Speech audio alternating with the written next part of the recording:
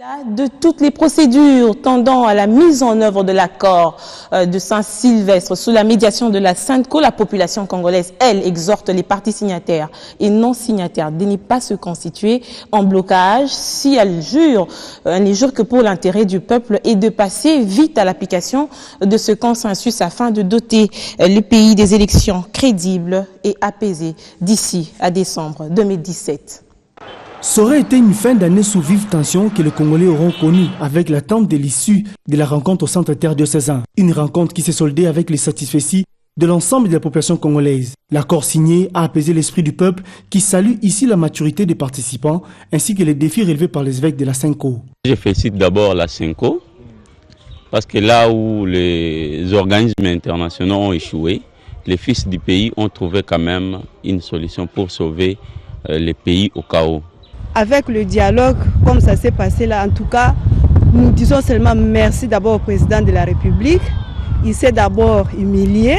Merci aussi à Papa Tshisekedi. Il a accepté aussi de faire à ce qu'il y ait aussi ces dialogues-là. C'est vraiment un dialogue où on avait vraiment l'espoir. Nos yeux étaient fixés toujours là-bas. Je remercie aussi la SENCO. L'accord signé est une chose, son application en est une autre. La population n'exige rien d'autre aux signataires que sa stricte application. Comme nous sommes mis d'accord, tout ce que nous exigeons, que ça soit vite appliqué.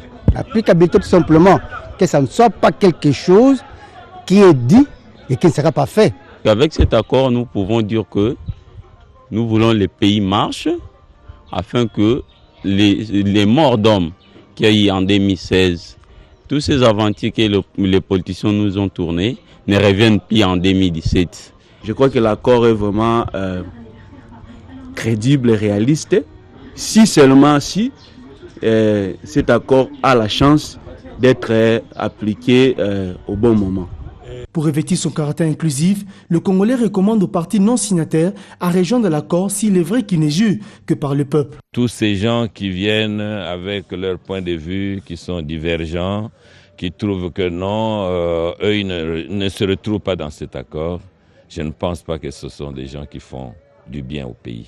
Embarquons-nous tous sur ce navire et allons vers notre émergence, allons vers le développement. S'ils sont allés pour l'intérêt de la nation, ils doivent signer. Maintenant là, ils montrent à la face de la population qu'ils sont allés chercher leur poste. C'est parce qu'ils ne seront pas ministres dans quelques jours, c'est pourquoi ils ont refusé de ne plus signer l'accord. Ce qui est important, c'est de voir les Congos, parce que tous les acteurs politiques d'aujourd'hui passeront, mais la RDC restera la RDC. C'est vraiment regrettable. Pendant ce moment, nous voulons l'unité dans notre pays. À ce gens-là, surtout maman Eve Bazaïba, moi je regrette beaucoup. Elle est maman, elle doit se comporter comme maman.